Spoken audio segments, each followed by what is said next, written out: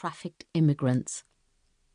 It smacked of lip service to Springer, because she knew fine and well there wasn't enough in the coffers to finance their grandiose ideas. Still, it was worth it to get different agencies together, share ideas, break down barriers. On a personal level, though, Springer was pissed off. Nobody, not even the bosses from her own agency, had given her contributions credence. It was all crap, and more damn crap. Perhaps that's why she went off the rails. But that was just making excuses, and no excuse could ever be good enough for what she had done. As she'd walked through the hallway, she had felt like she had the word slut tattooed across her forehead, and she reckoned that by the time she walked through the front door to Stevie, slut would have morphed into cheater. Her head pounded. Just how much did I have to drink?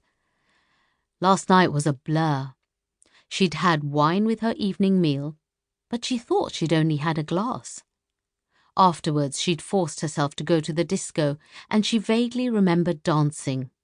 Really? Felicity rarely danced. How much did I really drink? Surely not enough to account for that one very big mistake. The sort of mistake she was going to feel guilty about for a long time to come. She had someone at home who cared for her.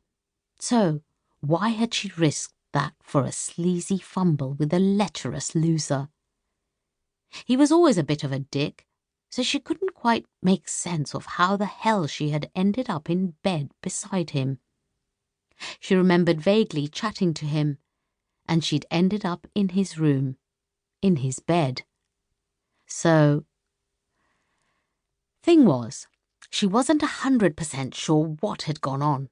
She barely remembered the post-conference party. It was all a blur of blaring music, flashing lights, gyrating bodies, and loud laughter.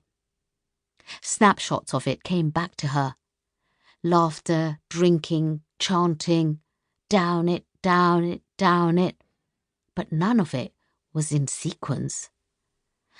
As for the after-party in the hotel room, well, that wasn't clear either. She laughed humorlessly. So much for the session on monitoring binge drinking in the Bradford district. Her phone rang, and looking at the screen, she groaned. Feeling like a bitch, she let it go to voicemail.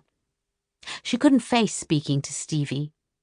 How was she supposed to act like everything was okay when she'd betrayed the person she loved? A wave of nausea overtook her.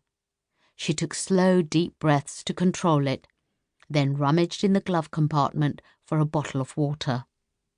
After only a few sips, her stomach heaved, and she barely got the car door open before vomiting, the warmth of her puke melting the already layered snow. Aware of a speckle of sweat across her upper lip, Felicity took another glug of water, gargled and spat it out before grabbing a tissue and wiping her mouth. Shit, I feel rough. All fingers and thumbs, she leaned back against the headrest, snuggled deeper into her winter coat, soothed by its softness and, eyes closed, played the voicemail. Hi, you. Hungover, are we? Never mind.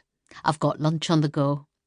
Let me know when you'll be home, and I'll have hot chocolate and a hot bath ready for you. Might join you in the bath if you're lucky. Love you. Dropping the phone into her lap, Felicity looked out the window, only vaguely aware of other cars leaving the hotel car park, and tried to think back to that morning. She'd awakened, disorientated and naked in his bed, a trail of clothes round the room, his leering face beside her, the strange taste in her mouth, the throb down below. All of it told the story. Yet, even now, she couldn't remember a sodding thing about it, and she'd been too embarrassed to ask, too ashamed to admit she'd been so pissed she couldn't remember, and too humiliated by his leering grin and the casual smack on the arse as she crawled out of the bed. This was the perfect cliched situation. Important male figurehead beds need